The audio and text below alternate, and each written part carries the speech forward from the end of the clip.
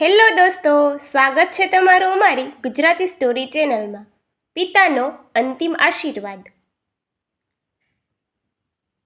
ભાવનગર નજીકનું નાનું ગામ રામપુર. આ ગામમાં રહેતા હતા વૃદ્ધ પિતા હરિપ્રસાદભાઈ. ઉંમર લગભગ 75 વર્ષ. વાળ સફેદ, ચહેરા પર રેખાઓ, પણ આંખોમાં હજુ પણ સંતાનો માટેનો પ્રેમ ઝળહળતો. પત્નીનું અવસાન 5 વર્ષ પહેલાં થયું હતું. હવે તેઓનો આખો વિશ્વ હતો. એમનો એકમાત્ર દીકરો મિતેશ. હરિપ્રસાદભાઈએ જીવનભર ખેતરમાં મહેનત કરી. કડકડતી ધૂપ હોય કે ઠંડીની સવાર, તેઓ ક્યારેય કામથી પાછળ ન હટ્યા. કારણ એક જ હતું, મારો દીકરો ભણે, આગળ વધે અને સુખી રહે. મિતેશને શહેરમાં ભણાવ્યો. પૈસાની તંગી હોવા છતાં પિતાએ ક્યારેય દીકરાને કમી અનુભવવા દીધી નહોતી. સમય વીત્યો. મિતેશ ભણીને અમદાવાદમાં નોકરીએ લાગી ગયો. લગ્ન પણ થયા. શરૂઆતમાં બધું સારું હતું. મિતેશ વારંવાર ગામે આવતો, પિતાને મળતો, પણ ધીમે ધીમે શહેરની ભાગદોડ, પત્નીનો પ્રભાવ અને પોતાના જીવનની વ્યસ્તતા બધું બદલાવ લાવતું ગયું. એક દિવસ મિતેશે પિતાને કહ્યું, બાપુજી, હવે તમે એકલા ગામમાં શું કરો છો? શહેરમાં અમારી સાથે રહેવા આવી જાઓ. હરિપ્રસાદભાઈ ખુશ થઈ ગયા. એમને લાગ્યું, મારો દીકરો મને ભૂલ્યો નથી. તેઓ શહેર આવ્યા, પરંતુ શહેરનું જીવન ગામથી ઘણું જુદું હતું. નાનું ફ્લેટ. મિતેશ અને તેની પત્ની રીના બંને નોકરી કરતા.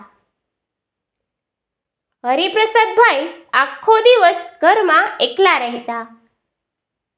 પાડોશમાં કોઈ ઓળખાણ ન હતી.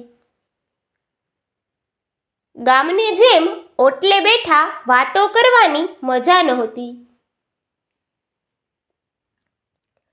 ધીમે ધીમે રીનાના વર્તનમાં બદલાવ આવવા લાગ્યો. પપ્પા, તમે રસોડામાં આવશો નહીં. અહીં વસ્તુઓ ગોઠવેલી હોય છે. પપ્પા, ટીવીનો અવાજ ધીમો રાખો. પપ્પા મહેમાન આવે ત્યારે રૂમમાં જ રહેતા. આ શબ્દો હરિપ્રસાદભાઈના દિલમાં કાંટા જેમ ચૂભતા, પણ તેઓ મૌન રહેતા. એક દિવસ રીનાએ મિતેશને કહ્યું,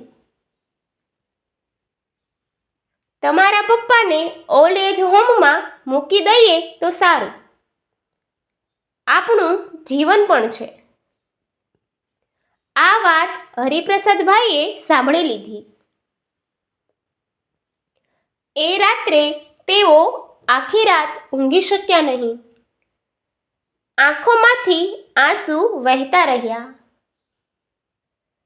જેના માટે આખું જીવન ગાળી દીધું, આજે એ જ મને ભાર સમજે છે.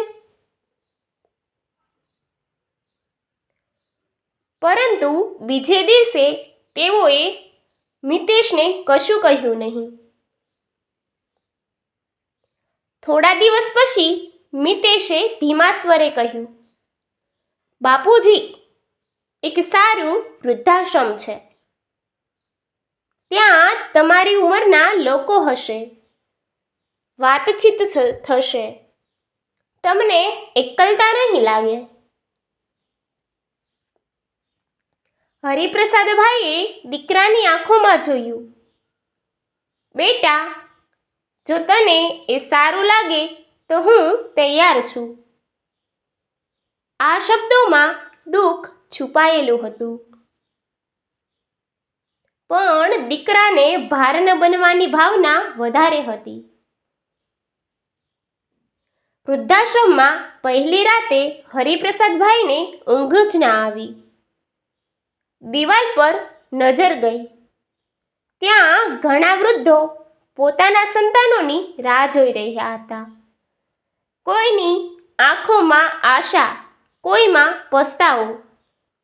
હરિપ્રસાદભાઈ મનમાં બોલ્યા, ભગવાન મારા દીકરાને સુખી રાખજો, ભલે હું અહીં રહું. સમય પસાર થતો ગયો.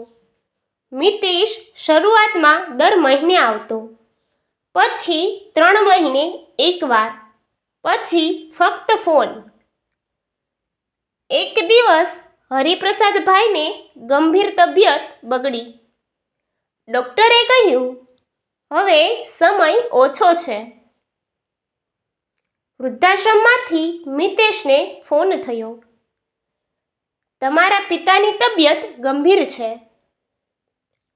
મિતેશ દોડી આવ્યો. પિતાને ઓક્સિજન પર જોઈને તેની આંખો ભરાઈ ગઈ. બાપુજી, મને માફ કરજો. હરિપ્રસાદભાઈ ધીમા સ્વરે બોલ્યા, બેટા, તું માફી કેમ માગે છે? પિતા સંતાનથી ક્યારેય રિસાતા નથી. મને ફક્ત એટલું વચન દે, તું તારા સંતાનને ક્યારેય એકલું ન છોડે. મિતેશ રડી પડ્યો. બાપુજી, હું તમને ઘરે લઈ જઈશ. હરિપ્રસાદભાઈ હળવું સ્મિત કરીને બોલ્યા, હવે ઘર તો ભગવાનનું છે. આખરી શ્વાસ લેતા પહેલા તેઓએ દીકરાનો હાથ મજબૂતીથી પકડી રાખ્યો અને શાંત થઈ ગયા. તે દિવસ મિતેશ માટે જીવનનો સૌથી મોટો પાઠ બની ગયો. પિતાની અંતિમ વિધિ પછી તે વૃદ્ધાશ્રમમાં ગયો અને બધા વૃદ્ધો માટે ભોજનનું આયોજન કર્યું. તેણે નક્કી કર્યું, હવે હું દર અઠવાડિયે અહીં આવીશ.